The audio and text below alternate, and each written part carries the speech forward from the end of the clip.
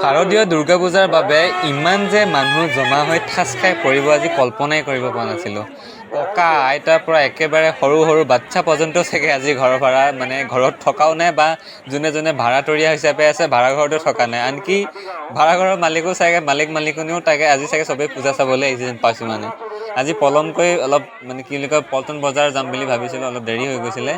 তো পল্টন বজাৰ পূজাৰ দৃশ্য চাব যোৱাৰ কথা আছিল, কিন্তু ভিৰ ইমান যোৱাটো একেবাৰে অসম্ভৱ হৈ পৰিল। মানে কি ক'ম আৰু কথাতে কয় না কি বুলি কয়, কথাতে কয় কি হয়, ভবা কথা নহয় সিদ্ধি বাটত আছে কণা বৃদ্ধি। তো ইয়াক এনেকৈ ক'ব পাৰি, ভবা কথা নহয় সিদ্ধি ৰাজপথত আছে অসংখ্য মানুহৰ ভীতি।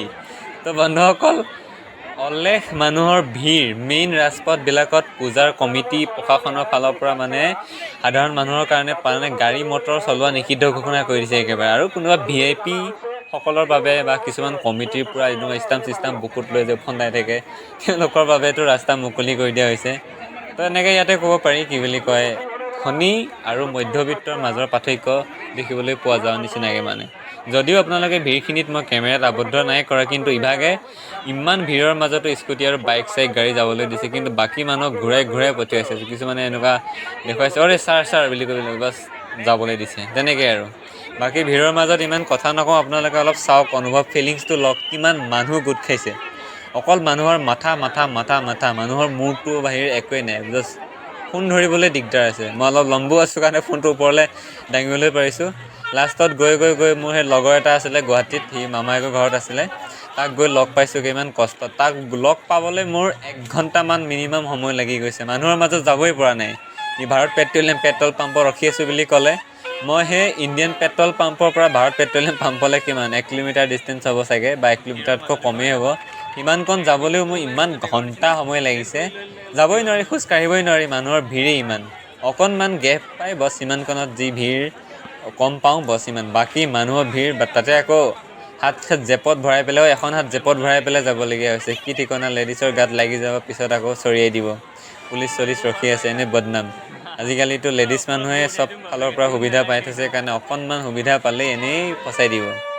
তোৱে আৰু অলপ সতৰ্ক হৈ থাকিবলগীয়া হয়। পল্টন বজাৰ যাবলৈ ইচ্ছা আছিল যদিও দিয়ক আৰু, বেলতলাতে ইমান মানুহৰ ভিৰ, তাতো একেই হ'ব। পূজা মণ্ডপ মানুহৰ ভিৰ একেই আৰু, বেলেগ একো পাৰ্থক্য নাই।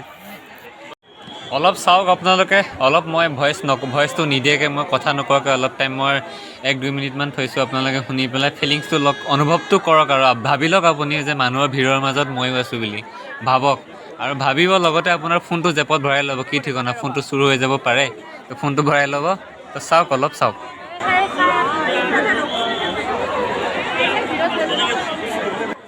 ইয়াতে এষাৰ কথা ক'বই লাগিব, মানে যিবিলাক মানুহে হিন্দু মুছলমান কৰি থাকে, তো তেওঁলোককে আজি ক'ব বিচাৰিছোঁ, বা যেতিয়া হ'লেও 5 বছৰ পিছতো যদি তেওঁলোকে এই ভিডিঅ'টো কেতিয়াবা ইউটিউবত নহয়, কেতিয়াবাতো ইউটিউবে আপডেট দি থাকে বা ইউটিউবত ওলাই থাকে, তো শুনিব তেওঁলোকে, এই পূজাত আপুনি হিন্দু মুছলিম কৰিবই নোৱাৰে। ইয়াত আপুনি মুছলমান মানুহো আহিছে, কিন্তু এনেকুৱা নহয় যে মুছলিম হ'লে যে বগা টুপি পিন্ধি একেবাৰে দাড়ি চাৰি বঢ়াই আহিব, তেনেকুৱা নহয়।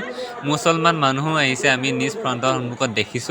বয়সস্থ মানুহো আহিছে, চেঙেলীয়া পিলিঙা ডেকাৰ পৰা গাভৰু ছোৱালীৰ পৰা আদি কৰি চবেই আহিছে, চাইছে পূজা সেৱা যদিও নাই কৰা, কিছুমানে কৰিছে, কিছুমানে যদিও নাই কৰা বা বহুতে কৰাও নাই, কিন্তু মানুহৰ মাজত ভিৰ। হিন্দু মানুহৰ মাজতে হওক বা সকলো মিলা প্ৰীতিৰে একেলগে ঘূৰা ফুৰা কৰি পেলাই একতাটো দিছে আৰু। এনেকুৱা ধৰণৰ হয়, বছৰেকত যেতিয়া ঈদৰ সময়তো বা বাকী ঈদৰ সময়তো এনেকুৱা জানো ভিৰ হয়? নহয় না। মাত্ৰ ঈদৰ সময়ত কি হয়, মানুহে কুৰবানী দিয়া বা ঘৰে এনেকুৱা ঈদ চিদ খাই অলপ চলপ আলহী ফুৰে, বছ সিমানে। কিন্তু এই পূজাত কিন্তু কি ক'ব, ইয়াততো কোনো হিন্দু ধৰ্ম তেনেকুৱা কথা নাই। যদিও হিন্দু ধৰ্মৰে পূজা, কিন্তু মানুহৰ ভিৰৰ মাজত খোজ মিলাই যোৱা, মানুহৰ ভিৰৰ মাজত এনেকৈ কথা শুনি বা পেঁপা চেপা শব্দৰ মাজত যোৱা, আৰু তাতে মহানগৰত, তো তেনেকুৱা ফিলিংছে অলপ বেলেগ ফিলিংছ লাগে, লেভেলেই বেলেগ তেনেকুৱা গৈ পেলাই। তো এনেকুৱা ধৰণৰ ফিলিংছ ল'বলৈ আহিছে। তো কিছুমান ভিডিঅ'ত দেখিবলৈ পাওঁ যে কি বুলি কয়, মুছলমানে আমুক তামুক, নাই চবেই ঠিকেই আছে, কোনো কাৰো মাজত ইয়াত হেৰি নাই। আমাৰ বেলতলা বশিষ্ঠৰ ফালে ইয়াত তেনেকুৱা একো নাই। আমাৰো যেতিয়া কাম চলে, আমাৰ ছাইডতো তেতিয়া আমাৰ মুছলমান মিয়া মানুহে লগত থাকে, না কোনো প্ৰব্লেম না কিবা আছে, চবেই মিলা প্ৰীতি থাকে। তো বন্ধুসকল, আপোনালোকে চাওক কেনেকুৱা ধৰণৰ মানুহ, গুৱাহাটীৰ কি ক'ম আৰু, গুৱাহাটীৰ গোটেই এনেকুৱা লাগিছে যেন এনেকুৱা লাগে খন্তেক সময়ৰ কাৰণে যেন গোটেই অসমৰ গোটেই মানুহখিনি ইয়ালেই গুচি আহিলে নেকি, মানে জেগাই নাই, গলিও নাই, কিবা নাই, চব ৰাজপথ গলি চব ভৰ্তি, বাইক চাইক গাড়ী ৰাখিবলৈ ক'তো জেগা নাই, তো মানুহে চবে খোজেৰেই আহিছে। তো বন্ধুসকল আৰু বেছি দীঘলীয়া নকৰোঁ, আজি ৰাতিত ইমানতে সামৰণি মাৰিছোঁ, ময়ো এতিয়া ঘৰাঘৰি হ'ম। তো অন্য এটা ভিডিঅ'ত লগ পাম, আৰু যদি কাইলৈ পূজা চাবলৈ হওঁ, কাইলৈ মানুহৰ কেনেকুৱা ভিৰ হয় বা মানুহৰ ভিৰ হয় নহয়, কেনেকুৱা ধৰণৰ কি পৰিৱেশ সৃষ্টি হয়, তেনেকুৱা ধৰণৰ আপোনালোকক কেমেৰাতে হওক ভিডিঅ' কৰি পেলাই আপোনালোক এনেকৈ ব্লগ আকাৰে দেখুৱাবলৈ চেষ্টা কৰিম। তো আজিলৈ ইমানে বন্ধুসকল, অন্য এটা ভিডিঅ'ত লগ পোৱাৰ আশাৰে আজিলৈ ধন্যবাদ। জয় আই অসম, গুড নাইট।